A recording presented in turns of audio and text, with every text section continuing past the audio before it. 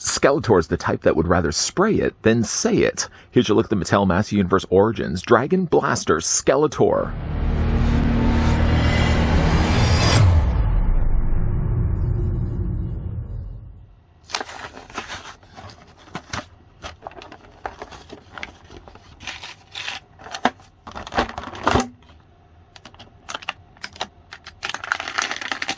Skeletor commands his dragon to spray his enemies with paralyzing venom. I don't know whose breath is worse, Skeletor or the dragon. Before we get a closer look at the Dragon Blaster Skeletor, let's grab the tape measure, as we always do, to see how tall the figure stands. Now, I could technically measure to the top of the dragon's head, but with Skeletor being a standard size body, I figured we would only measure him, and then we'll talk a little bit more about the dragon in a moment. Skeletor, in this case, stands, I would say, about 5.5 inches or almost 6 inches in height, or the figure is going to be about 14.5 centimeters tall. I've got some Skeletors I can bring in for comparisons. So here's Dragon Blaster Skeletor along with version 1 Skeletor. Reason why I have to say version 1 Skeletor is they did re-release the original Skeletor with a much better head sculpt than what we're looking at right now. Here's what the figure also looks like with Battle Armor Skeletor. Here's what the figure looks like with Keldor Skeletor. And here's what the figure looks like with Terror Claws Skeletor. Wow, that's a lot of Skeletors. To come included with this version of Skeletor, though, the figure comes included with a mini comic. If, though, you've already seen my review of Snakeface, thank you for that, by the way, it happens to be the exact same comic. Featured on the one side, it's Snakeface. Featured then on the other side is Dragon Blaster Skeletor. And because, again, I ordered this online, flipping through quickly the pages, you can see at least there's word dialogue, so we actually have some semblance as to what's exactly going on.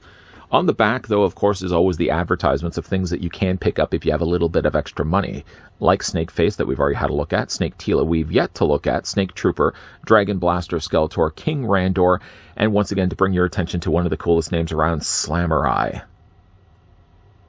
going to move that over. I went for a dramatic pause. Okay, so as for the things that come included with this version of Skeletor, Dragon Blaster does come included with a power sword. The sword this time around is actually a fully realized sword. In other words, it actually does have both sides to it. It's a little on the more paler side. I do wish it was a little bit darker than what it is. It almost seems like it's been left out into the sun, and the sun has faded the plastic just a little bit. But I'm glad to at least see that we get ourselves a double-sided sword. The sword can fit into his hand, although with this hand being only more the mauling hand, he only has one means to hold it, and that's this side here. The figure then also comes included with a chain and a lock, all of which to kind of hold the dragon at bay. Although, when you look at it, really, the dragon is so close to Skeletor's head that I don't even think a chain would really help. The dragon would literally just turn its head and bite the back of Skeletor's brain off. If Skeletor had a brain. That's for a topic for another discussion. But I did say, though, the figure comes included with a very long chain, and long is an understatement. Look how long this is. I feel this could literally have been 3/4 the length of what we actually get. To the credit, though, of Mattel, it's actually a real metal chain, and it does have individual links, all coming together, making one long length. But again, I do feel it's much longer than it really needed to be. The idea, though, is that you're supposed to take the chain. I'm just going to remove the sword for right now. Take the chain. See in the front section here of his chest, he does have an opening here to the side. Well, I find it helps to just sort of let gravity assist you. Drop the chain down on one side. And providing, of course, you can get it through all on the other side. I wasn't having any issues doing this before. Can I reach it? I hope I can reach it. Maybe not quite. Let's pop it in as far. Now see, all of a sudden it's stuck.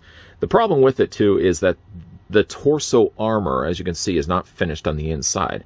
So sometimes the chain does actually fit underneath it rather than actually... There we go. So slide it all the way through. Then you're going to just rope this around, and this will eventually connect onto the back of the dragon. What you will, though, do is he does have a little cuff that then clips on to Skeletor's wrist. Clipping is not a word... Well, I guess clipping is a word I should be using. Breaking is one thing I'm certainly worried about, and when putting it on his wrist, I find it helps to kind of fit it around his little fins that he's got here. But once that's in place, and then you've got the other end of the chain here, the figure then also comes included with a lock. The lock doesn't have a key, but don't worry, Skeletor doesn't even keep keys anyways. You can clearly see, like, the lock is undone, so there's really nothing preventing this dragon from leaving in the first place.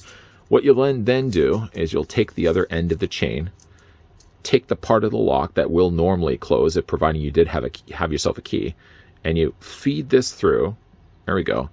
and then you'll just literally latch it onto the side of the dragon. Now, I don't know if that's an actual latch or a little clasp that they've attached to the dragon's body. I feel that's rather inhumane, dragons or otherwise. Even if this thing is a nasty dragon, it's still a living creature. To put this bolt or this ringlet on the side of the figure's body, I would imagine that would be quite painful. But anyways, once that's all in place, then Skeletor, for all intents and purposes, has the dragon contained. Yeah, very unlikely. Literally, again, like this dragon could just turn around and bite the back of Skeletor's head. But the idea, though, looking at it, it's fine and good, and it does look like it did in the original 80s toy line. The problem with it, though, is there's a lot of excess chain, and there's so much of it that unless you have enough of it feeding over on this one side, you're going to have excess chain sort of dragging behind Skeletor's body. But that's what the original toy line would have had also as well. Now, one other feature that we will get down to looking at in a second is the fact that the dragon does actually pump a mist of water. This is accomplished by pumping it up and down as you're seeing me do right now. But it also involves you having to remove the top of the head. And it sort of has, I've described this before when we looked at Snout Spout, sort of like a perfume bottle. Inside is a tiny little chamber. It's not really much of anything. And you'll fill that with water as much as you can get in there. Pop this back then on, and then you'll pump and mist the spray from there. Before we actually do that, I did want to show you guys what the dragon looks like. The dragon, really, I never had the original toy, but it looks pretty close from what images I've seen. I like the coloring of the pink that they've used, while generally the majority of the plastic they use, the dragon is actually kind of more of a cherry taffy. They've also colored nicely in the eyes, colored in the fangs, and the opening of his mouth, probably not too good of an idea to get too close to it, is of course the section where the water will come out. You can kind of see there's a tiny little hole on the inside of his mouth. As for Skeletor itself, Skeletor is pretty much just a standard Skeletor body. From like the waist down, none would be any wiser that this is just not a regular Skeletor that we're looking at, but of course he does have then the armor piece that goes over top of his existing body. The head sculpt is one that we've seen before. In fact, speaking of version 1 Skeletor, version 2 Skeletor had, I believe, in fact, the exact same head sculpt that we're looking at right now. So they haven't changed anything necessarily. They haven't redesigned a brand new head sculpt specifically for this version of Skeletor. I really don't think they needed to either. At the time of actually just prior to hitting record, the back of the figure's body, so like the dragon part and then this part of the torso, this armor was a separate piece. I have already taken the time of actually clasping it in place. You'll see that it clasps on this corner, and then 2 corners at the top there as well. The nature of the plastic that they've used is the type that I would be worried it would break or develop stress marks if I was to detach this again. But take my advice, just believe me when I say, like, the whole back of this literally just sandwiches together, and it keeps well on Skeletor's body. It was a little loose the first time I did this, and then I realized that you have to reach past the little point of the little latches there. See, there's a little lip of plastic right there. Providing you actually get past those points, the torso armor stays pretty well on Skeletor's body, and it only moves around just a little bit. Like I said, though, the rest of the Skeletor's body is pretty much all still the same. These monster feet, something that we would have not gotten on Keldor's body, but again, it's still the same as all the other Skeletors looked at before. In fact, to bring back in version 2 Skeletor, I wanted to show you at least that the coloring of the purple plastic is different. Probably would be even a better idea to bring in Terraclaw Skeletor. I'll bring him in a second. So, original Skeletor, the coloring of the blue body seems to be the same, but the coloring of obviously his boots, there's a little bit more reddish to the purple that they've used.